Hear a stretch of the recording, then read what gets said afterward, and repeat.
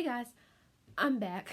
Sorry for the hiatus, but things have been a little crazy adjusting from, college to work life, but that's exactly what I wanted to talk about in this video. I wanted to tell you guys like how I'm doing, um, and just where I've been for the past few weeks. So, a little bit about me if you don't know me. My name is Daisha, and I'm a recent Towson University grad where I studied cell and molecular biology and I got my MB3 minor. And now I'm on track to become a school guidance counselor. And while I'm doing my graduate studies, I decided to get a job working as a paraeducator at a high school. And the reason why I did that is because I want to get some more experience beyond what I did in my internship, working with students, working with teachers, seeing the day-to-day life of how a school runs, how a school functions. So that is ultimately why I did it.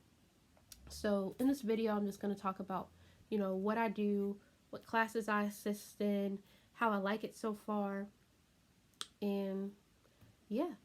I There are gonna be more videos to come. I have several ideas. I want to do like a what's in my work bag. There's one video that I really want to do that you guys probably will be interested in, what my paycheck looks like, how much I make as a para. But those are things that I will address in different videos. But today I just want to talk about what I do. So I am a para educator at a high school, and I work with grades 9 through 12.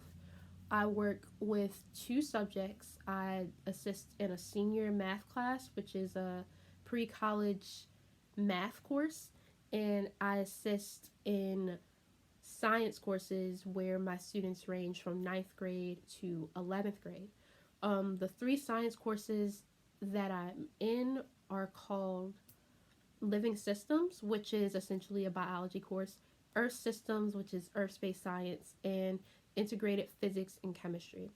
So my Earth System course is a freshman course, but you will also see some sophomores and juniors in it as well. And my Earth System course is exclusively a freshman class, and my IPC, Integrated Physics and Chemistry, is another class where it's primarily juniors, but you will see a couple of sophomores. So, what do I do as a paraeducator? I work directly with the special education department. So I help assist kids with learning disabilities and behavioral issues. So I mainly serve those students. So I will sit down with the special education department. They will tell me who my students are. They're highlighted on a list. I get to look at each class roster that I'm in. Again, I have 8 different classes. It's a high school, so there's 4 classes on an A day, 4 different classes on a B day. So 2 subjects broken into 8 different classes. Cool. Um, so I get to see those rosters of those 8 classes that I'm in, and I will focus in on those students.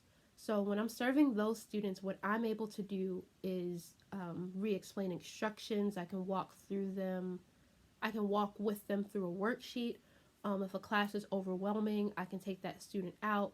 We can talk about it. We can go through a walk in the hall. We can kind of debrief to hopefully get them back in class, because the goal is to, the students that I serve at least, the goal is to have them integrated with the normal student population.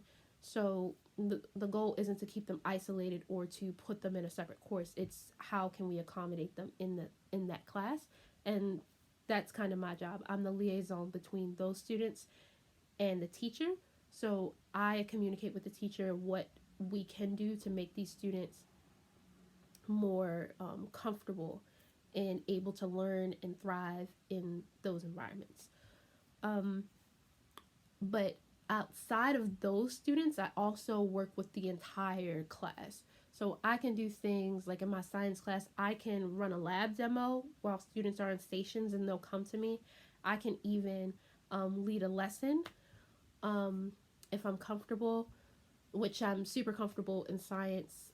For example, Friday I made a Jeopardy game because the students are learning about mitosis and body systems. So as a review before their quiz, we played a Jeopardy game, and that was something I designed. So I can lead a lesson. I can grade for the teacher. I can send out messages to students reminding them about assignments and due dates. Um, Very rarely, but I can talk to parents. I can tell them how their student is doing, and that would specifically be for my students that have an IEP, a 504, or they may have behavioral issues. I can sometimes be invited into those meetings and talk to parents and tell them what I see on a day to day basis. I have access to the grade book. I have access to something that's called Focus, where you can see a student's attendance. You can make referrals, seating charts, things of that nature. Um, I run errands for the teacher. I make copies like nonstop. I'm always in the copy room. That's something that I do as well as a paraeducator. I'm trying to think what else. What else notable is there that I do? I think that sums up about what I do as a para, at least at my school. Another thing that I wanted to mention about being a para is what skills that I've learned and things that I've acquired. I didn't think being a para educator would be as difficult as it is, but it definitely has its challenges because, again, I'm working with students that have IEPs, 504s, or behavioral issues. So, something that is a simple instruction to me may not be a simple instruction to them. So, I'm always working on patience, I'm always working on how I word things, how I present things, um, how I can be accommodating. I always find myself running across the classroom. I hear Miss Wilson in 50 different directions. So I would say my job is definitely fast paced. It's something that is definitely you have to be able to adapt because things change, lessons don't work, teachers have to step out. Um, but so far, I like it.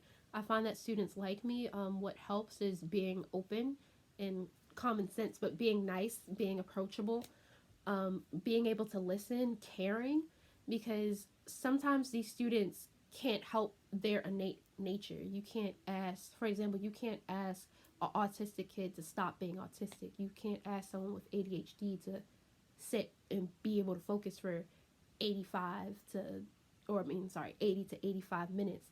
But what I can do is be accommodating. I can work within those 80 to 85 minutes to, for example, give that ADHD student a break, let them stand up, let them fidget, let them talk for a minute, let them get on their phone. Or perhaps the autistic kid where the class is too loud, I can work in a 5 to 10 minute break after they do their work to, walk around, to go get a drink of water, to potentially, go to the resource room and get more tasks done if it's impossible for them to complete it in class. So that's my perspective on being a para. I like it so far. I like being able to work with students one on one, and I definitely feel like it's something that's going to help me when I become a school counselor. And this is an experience I definitely hope to learn and grow from. So, this is off the dome. Hopefully, this video wasn't everywhere, but that's just a little bit of what I do as a para.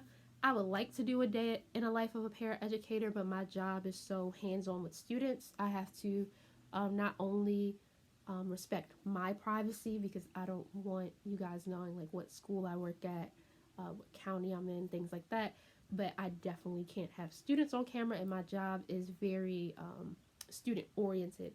So I will have to get creative about doing that, but that's something I want to do. Again, another video to look out for is what my paycheck looks like. I actually get paid on Friday, so I will probably post another video on Friday, and I want to do a what's in my work bag.